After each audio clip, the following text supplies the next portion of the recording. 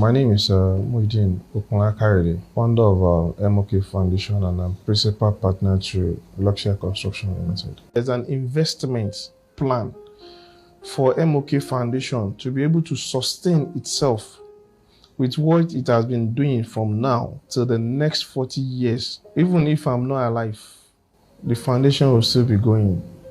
It's something that I'm willing to do. Nothing will stop it. What prompted me to the foundation is because I need to give back to the society, and being that I've seen a lot while growing up in the community, because there are things that need to be done by individual to enhance government work, and I believe that it is very okay for us to give back to the society regardless of where we are and what God has given to us. So to that, when I realized that I was able to have one or two things to give back to the society and the community at large, so I was able to create a foundation where I need to cover the whole sector. For example, I've covered empowerment, we have done sports, we have done infrastructure, we have done agriculture, and security as well. It is normal for someone to give back to where he started, where he belonged. In terms of education, we have done scholarship and paid school fees for over 1,500 students, where we have numerous number in terms of the work payments, junior work payments, and their school fees as well. So, and quite number of students have benefited from our foundation. Across the whole Kwara South, we're able to empower more than 15,000 women, where it comprises of 7 local governments. We have Ekiti local government, we have Okero local government, we have Isin local government, we have Irepodun local government, Ifelodun local government, Oyun and Ofa local government, where I belong. And in Ofa and Oyun local government, we're able to empower more than 10,000 market women. There are some women that we give resources fund to in a market called Owode Market and another market called Ojale Market. And in our office, there are systems that we use to take up the empowerment in terms of we give them like a soft loan without interest, where we group them. Some group are in 15, some group are in 20, some 30 numbers, where we give them resources ranging from 15,000 to 50,000 naira. They meet every week to give back the money back to the other people that will need the resources. So we are trying to revolve the money among the women. So I think in terms of empowerment, we have done more than 15,000 empowerments to women across Kwara South. In terms of food security, giving food, sharing food among the less privileged, the vulnerables, we have done over 10,000 people. We started last year Ramadan. At the beginning of Ramadan, we gave over 2,000 people. At the end of Ramadan, we gave over 3,000. And this year Ramadan, we've given more than 5,000 people food item to relieve them during the fasting. And for doing that, if we need to go through the sector of agriculture, last year we purchased 2 tractors, where we had a meeting with the farmers that are interested in us helping them to cultivate their land. So then we met with farmers from of our local government and our own local government, where we give them our tractor for them to use for free.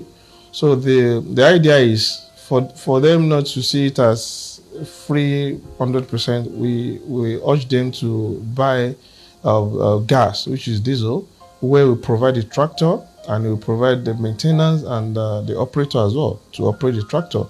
So last year we were able to do more than 60 acres of land, cultivate free. We realized that at the far north, the insecurity couldn't allow them to farm like before.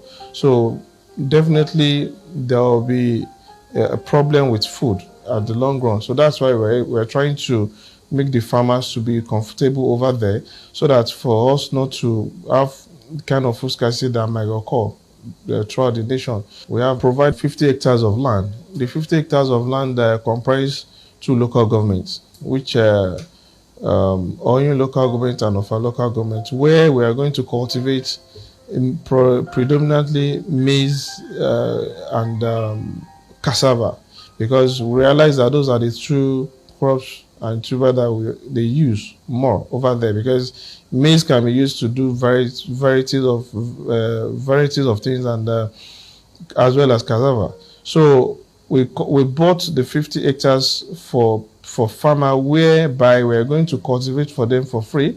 We provide the seed for free. We provide the fertilizer for free.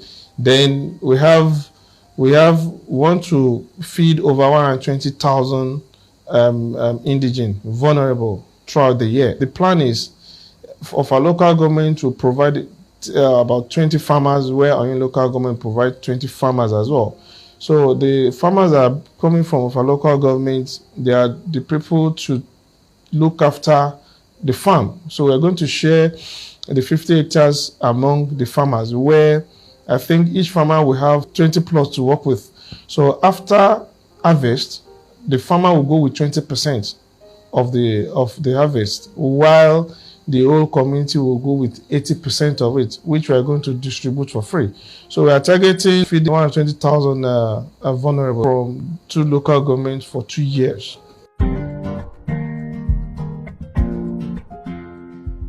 In terms of security, we have done like 2 categories. The first one was we power streets. Secondly, we power transformers, because we had a serious crisis whereby they vandalize cable every now and then in each of transformer of our local governments, and it affects the residents, whereby they will need to contribute resources before they will be able to have light.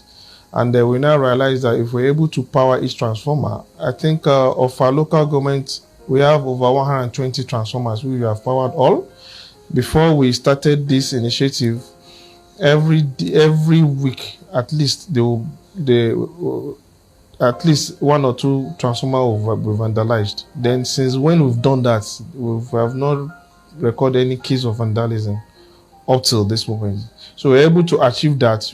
We're able to achieve it through the solar lights we're able to install in each of the transformers. And I think it's a great achievement, because the vandalization has stopped 100%. And in terms of the community vigilante, we're able to empower them with resources and gadgets. Example of the gadgets that were given to them were torchlights, raincoats, rain boots, and we're able to cater for their monthly stipend allowance every month. So I think ever since then, we're able to capture the locality more than when we came on board. Why we need to touch the disabilities, because they are the people that Yoruba called Akonda. And Akonda means people that are special. Why are they special is because they are unable to, because of their nature, they can't be able to actualize what they need to do at every point in time. So in everything we have been doing, we're able to seclude them. So if we're doing empowerment, we have to do their own aside.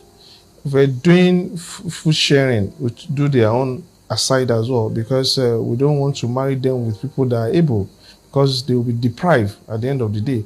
So what prompts us to move closer to them is because of their condition. There is no how you see such person. If you are somebody that has kind of human feeling, you'll be able to take care of them even more than the able, because they have limits to what they can do. So in terms of education, we're able to give them scholarship. In terms of food sharing, we've done to them. In terms of empowerment, we empower a larger percentage of disabled in my community. The reason why we came on board to health sector is because we realized that there are people that died untimely because of little fund that they were unable to get for themselves. So what we did was that we partnered with 5 primary health centers across Offa and Oyo local governments, whereby we have a form that will be given to, we have a form at every of the primary health center where they have, when they have a case of vulnerable that couldn't pay for their health facilities, then they will contact us for their assistance. Then we give the form with them, they will fill the form with them, and they will give them free medical health. So ever since when we started, I think we have treated more than 1,000 people.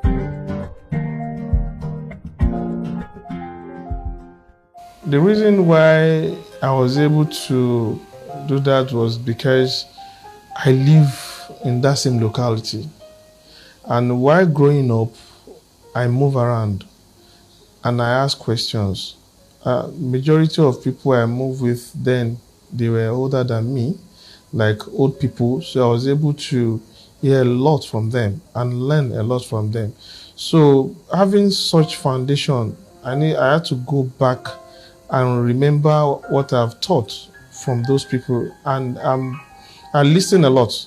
Anybody that brought complaint, I listen and I check as well. So, and you know, all these things, they are things of what is obvious. And if you have such agenda, you should be able to pinpoint and identify all the problems. And because of the genuinity of the foundation, we're able to do that. It helped a lot because it gave me more insights about well-being and what people needed to survive. As an individual, we were able to achieve that. We still have to do more to the community. To be honest, I think the community appreciates what we've been doing to them.